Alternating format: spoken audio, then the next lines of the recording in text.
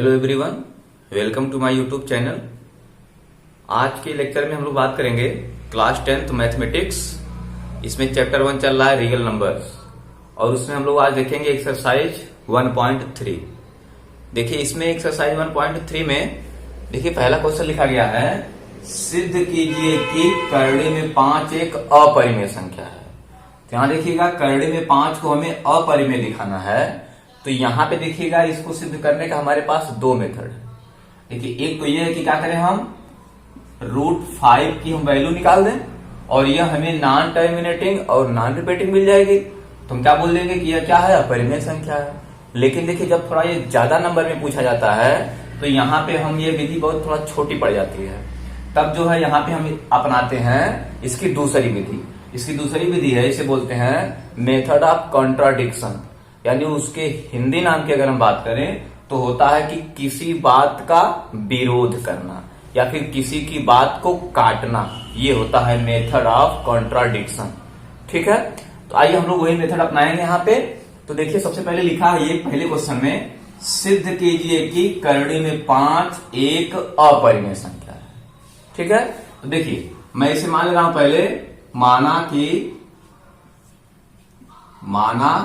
कि करड़ी में 5 एक परिमेय संख्या है।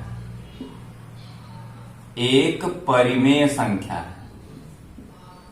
अब देखिए अगर मैंने मान लिया कि माना करड़ी में 5 एक परिमेय संख्या है तो इसे हम P/Q के रूप में लिख सकते हैं। तो देखिए इसे हम लिखेंगे करड़ी में 5 बराबर P/Q।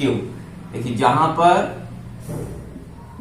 जहां P तथा Q को प्राइम यानी कि सह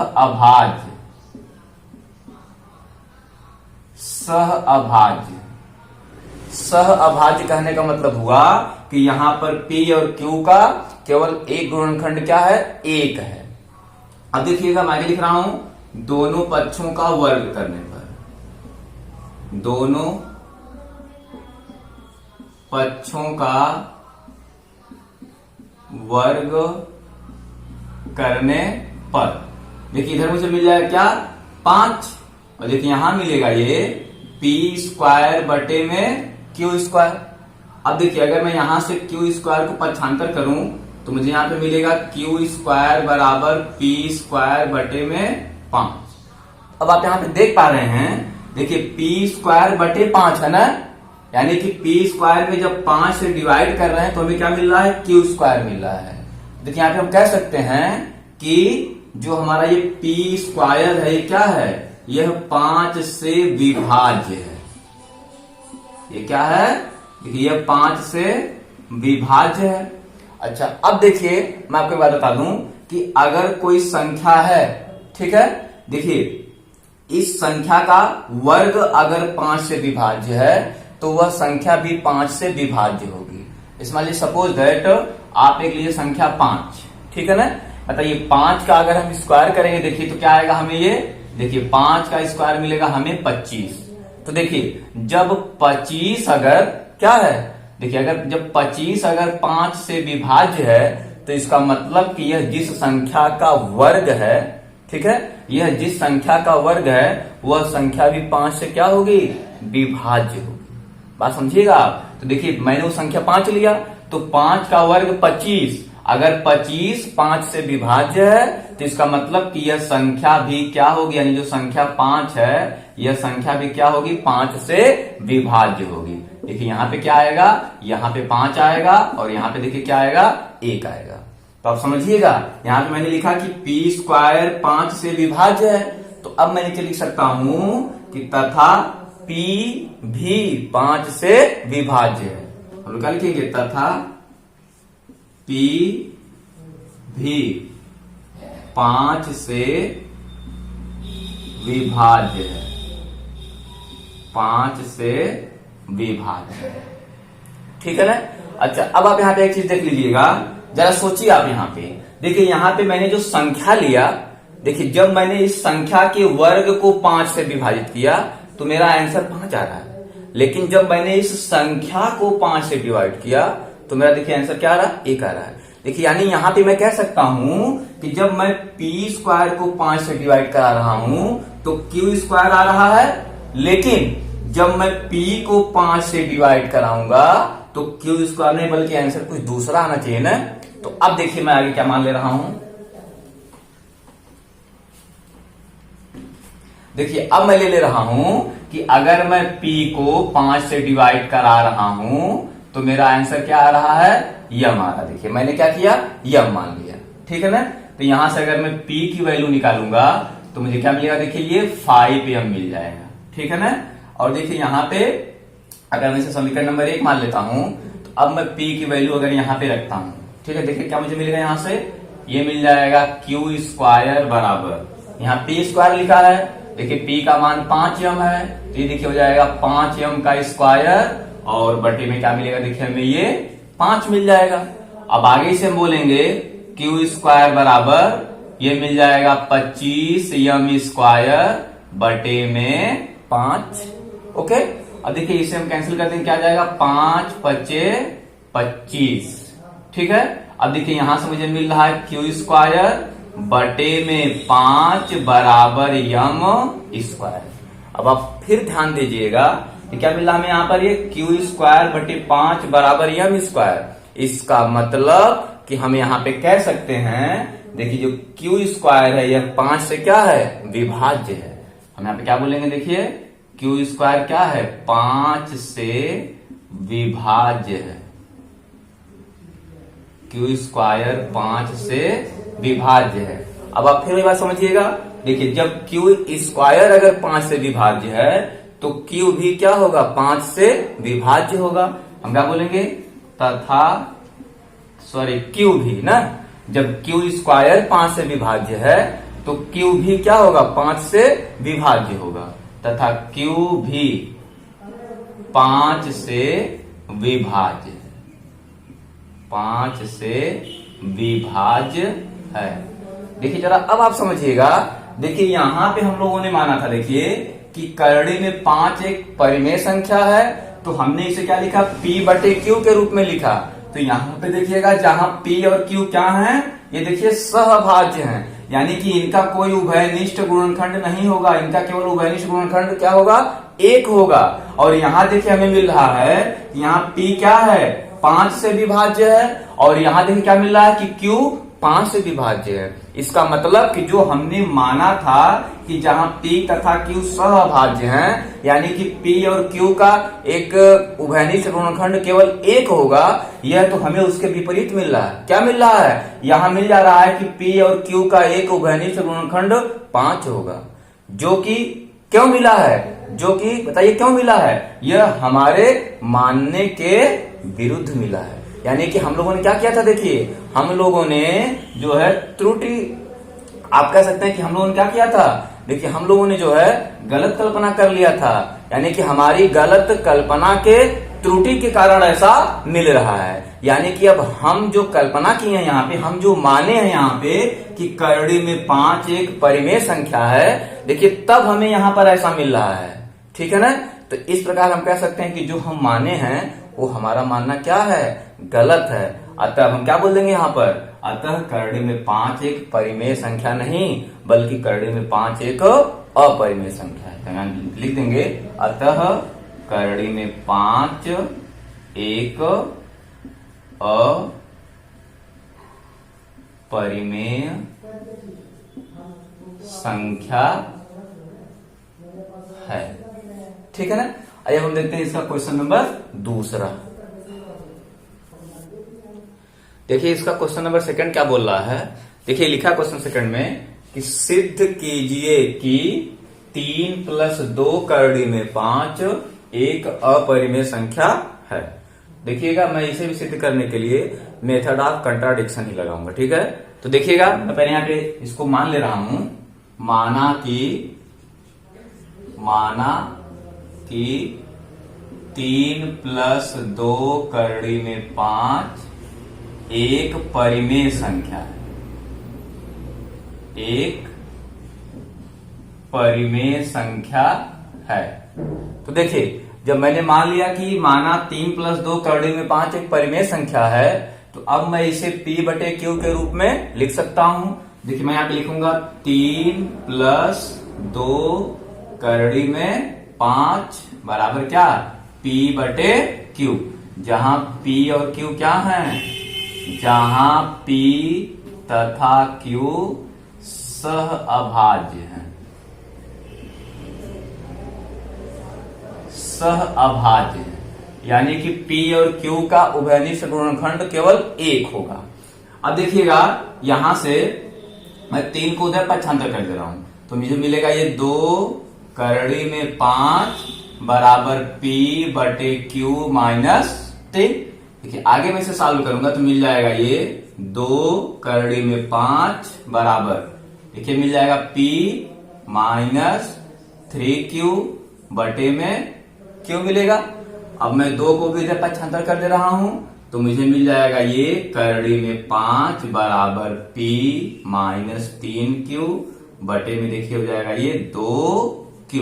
तो देखिए यहां पे आप एक चीज देख पा रहे हैं, ध्यान समझिएगा, यहां पे आप एक चीज देख पा रहे हैं कि P माइनस 3Q बटे 2Q, ये क्या है, यह एक परिमेय संख्या है, जबकि करड़ी में 5 अभी आप पिछले क्वेश्चन में प्रूव करके आ रहे हैं क्या है, एक अपरिमेय संख्या है। तो आप क्लास 9 में पढ़े हैं कि कभी भी कोई परिमेय संख्या अपरिमेय संख्या के बराबर नहीं हो सकती, ठीक है। तो हम यहाँ पे लिखेंगे, देखिए कि यहां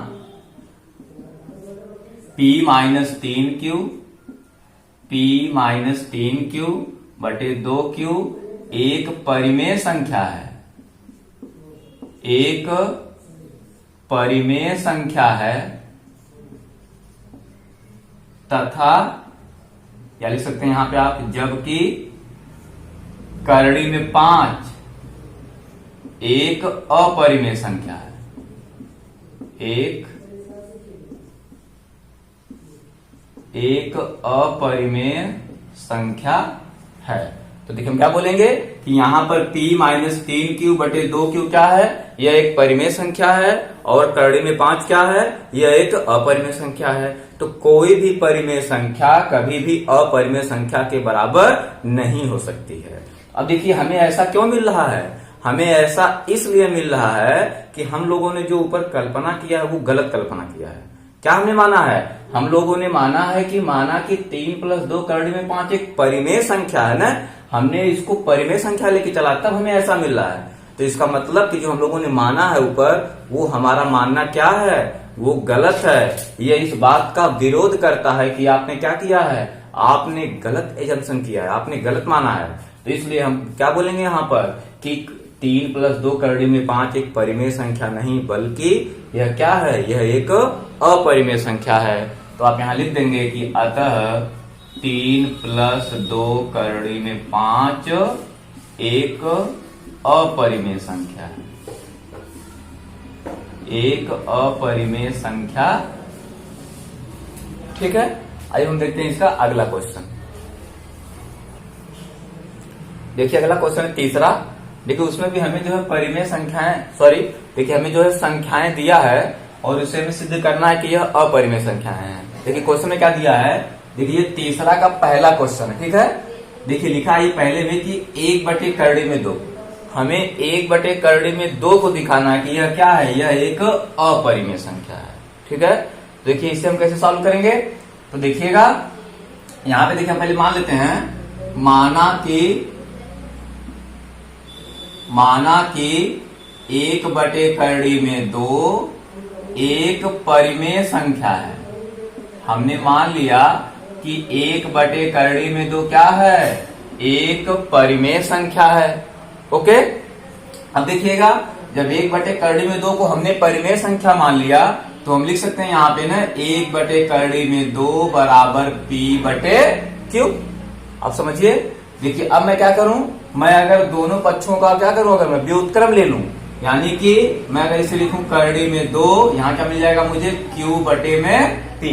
तो अब यहाँ पर आप देख पा रहे हैं कि Q बटे P क्या है, यह एक परिमेय संख्या है ना, और यहाँ पे करड़ी में 2 क्या है, यह एक अपरिमेय संख्या है। तो आप लिख सकते हैं कि Q बटा P एक परिमेय संख्या है, एक परिमेय संख्या है, लेकिन करड़ी में 2 एक अपरिमेय संख्या है। देखिए ऐसा हमें क्यों मिल रहा है? ऐसा हमें इसलिए मिल रहा है क्योंकि हम लोगों ने माना कि 1 करड़ी में 2 एक परिमेय संख्या है, यानी यह हमें हमारी गलत कल्पना के कारण ऐसा मिल रहा है कि यहाँ पे Q/P एक परिमेय संख्या है और करड़ी में 2 एक अपरिमेय संख्या है। और यहाँ आप देख भी सकते हैं कि अगर यह परिमेय संख्या है और यह अगर अपरिमेय संख्या है तो परिमेय संख्या कभी भी अपरिमेय संख्या के बराबर नहीं हो सकती। ठीक है ना? तो ऐसी कंडीशन हमें इसलिए मिल रही है क्योंकि हम लोगों ने क्या किया है? हम लोगों ने गलत कल्पना कर लिया है कि 1/करड़ी में 2 एक परिमेय संख्या है, अर्थात यह इस बात का विरोध करता है कि करड़ी में 2 एक परिमेय संख्या नहीं, क्या है? करड़ी में 2 एक अपरिमेय संख्या। यहाँ हम लिख सकते हैं, सॉरी करड़ी में 2 नहीं, 1/करड़ी में 2। अतः हम लिखेंगे 1/करड़ी में 2 एक अपरिमेय संख्या है, अपरिमेय संख्या। ठीक है, आइए हम देखते हैं इसका सेकेंड पार्ट क्या है। देखिए इसका सेकेंड पार्ट क्या बोल रहा है। देखिए लिखा है 7 करड़ी में 5। देखिए बताया जा रहा है कि 7 करड़ी में 5 एक अपरिमेय संख्या है, ये हमें सिद्ध करना है। देखिए इसमें पहले मान ले रहा हूं यहाँ पे, माना कि 7 करड़ी में 5 एक परिमेय संख्या है, एक परिमेय संख्या है। तो बताइए, जब मैंने मान लिया कि माना 7 करड़ी में 5 एक परिमेय संख्या है, तो अब देखिए मैं इस 7 करड़ी में 5 को P/Q के रूप में मैं लिख सकता हूं ना, जहां पर P और Q क्या है? को प्राइम है। तो आप लिख सकते हैं जहां P तथा Q सह अभाज्य हैं। ठीक है ना? अब देखिएगा 7 करड़ी में 5 बराबर लिया हमें P/Q। यहां से हम लोग देखिए लिख सकते हैं करड़ी में 5 बराबर P और 7 को मैं इधर पक्षांतर कर दूं, क्या आ जाएगा? P/7Q। अब आप देख पा रहे हैं यहाँ पे कि P/7Q क्या है? एक परिमेय संख्या है और करड़ी में 5 क्या है? अपरिमेय संख्या है। अब यहां लिख सकते हैं कि P/7Q एक परिमेय संख्या है, एक परिमेय संख्या है, लेकिन करड़ी में 5 एक अपरिमेय संख्या है। अब देख लीजिए P/7Q एक परिमेय संख्या है, लेकिन करड़ी में 5 एक अपरिमेय संख्या है। तो हम बोलेंगे कि यह विरोधाभास हमें क्यों मिल रहा है? यह विरोधाभास हमें इसलिए मिल रहा है क्योंकि हम लोगों ने क्या किया था? गलत कल्पना कर लिया था। हम कह सकते हैं कि यह विरोधाभास हमारी गलत कल्पना के कारण, यानी कि त्रुटि पूर्वक जो हमने कल्पना कर ली थी उसके वजह से मिल रहा है। ठीक है, तो इसलिए हम कह सकते हैं कि हम लोगों ने जो हम लोगों ने यहाँ पे कल्पना किया था कि 7 करड़ी में 5 एक परिमेय संख्या है, वो क्या किया था? हम लोगों ने गलत कल्पना कर लिया था। तो इसका मतलब कि 7 करड़ी में 5 एक परिमेय संख्या नहीं, बल्कि क्या है? एक अपरिमेय संख्या है। अतः हम क्या बोलेंगे? अतः 7 करड़ी में 5 एक अपरिमेय संख्या है, एक अपरिमेय संख्या। ठीक है, आइए देखते हैं हम लोग इसका तीसरा पार्ट। देखिएगा इसका तीसरा पार्ट क्या बोल रहा है। ये लिखा है 6 प्लस करड़ी में 2 एक अपरिमेय संख्या है। हमें सिद्ध करना है कि 6 प्लस करड़ी में 2 एक अपरिमेय संख्या है। ठीक है, देखिएगा इसे हम पहले मान लेते हैं। माना कि 6 प्लस करड़ी में 2 एक परिमेय संख्या है, एक परिमेय संख्या है। तो बताइए, जब हमने 6 प्लस करड़ी में 2 को एक परिमेय संख्या माना तो इसे हम P बटा Q के रूप में तो लिख सकते हैं ना। तो ये हो गया P बटे Q। यहां आप लिखिएगा जहां P तथा Q क्या है, सह अभाज्य है, सह अभाज्य है। ओके, अब देखिएगा हम यहां पे लिखेंगे इसे, देखिएगा यहां पे हम लोग इसे लिख सकते हैं 6 प्लस करड़ी में 2 बराबर P बटा Q में मिल रहा है। ठीक है, लेकिन यहां से अगर हम 6 को इधर पक्षांतर कर देंगे तो मिल जाएगा करड़ी में 2 बराबर P बटा Q माइनस 6। आगे इसे हम लिख सकते हैं करड़ी में 2 बराबर P माइनस 6Q बटे में Q। तो यहाँ आप देख पा रहे हैं कि P माइनस 6Q बटे Q यह क्या है, यह एक परिमेय संख्या है, और करड़ी में 2 क्या है, यह एक अपरिमेय संख्या है। तो यहाँ आप लिख दीजिएगा कि P माइनस 6Q बटे Q यह क्या है, देखिए एक परिमेय संख्या है, एक परिमेय संख्या है, लेकिन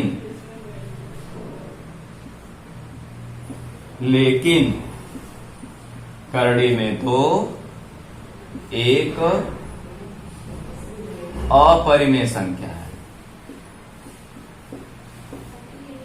एक अपरिमेय संख्या।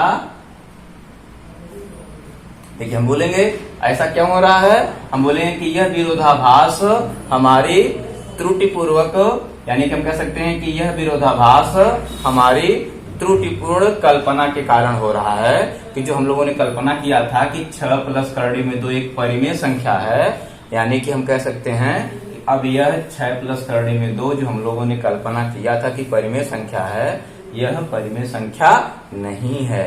यह हमें क्या शो कर रहा है, यह हमें बता रहा है कि यह इस बात का क्या कर रहा है, विरोध कर रहा है कि हम लोगों ने क्या किया था, हम लोगों ने कल्पना जो है त्रुटिपूर्ण कर लिया था, यानी कि हम लोगों ने गलत कल्पना कर लिया था। इसलिए हम कहेंगे कि यह 6 प्लस करड़ी में 2 एक परिमेय संख्या नहीं बल्कि क्या है, 6 प्लस करड़ी में 2 एक अपरिमेय संख्या है। तो आप लिख सकते हैं यहाँ पे, अतः 6 प्लस करड़ी में 2 एक अपरिमेय संख्या है,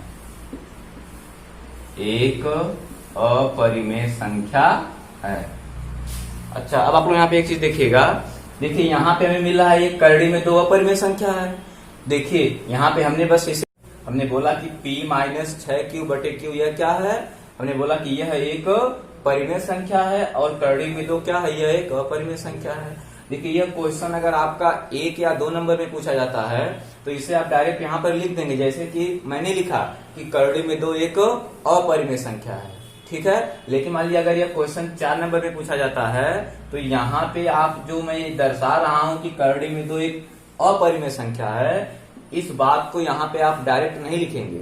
तो पीछे जैसे मैंने प्रूव किया कि करड़ी में 5 एक अपरिमेय संख्या है, वो पूरी बात आपको यहाँ करड़ी में 2 के लिए भी शो करनी होगी, दिखानी होगी, तब जाकर के 4 नंबर में आपका क्वेश्चन कंप्लीट होगा। लेकिन अगर ये कम नंबर में आता है, 1 या 2 नंबर में आता है, तो यहाँ से आप डायरेक्ट लिख देंगे कि करड़ी में 2 एक अपरिमेय संख्या है। लेकिन जैसे ये अगर 4 नंबर या 6 नंबर में आता है यह क्वेश्चन, तो आपको इसमें ये वाला पार्ट भी करड़ी में 2 एक अपरिमेय संख्या है आपको सिद्ध करके दिखाना पड़ेगा, तब यहाँ आप लिखेंगे कि करड़ी में 2 क्या है, यह एक अपरिमेय संख्या है।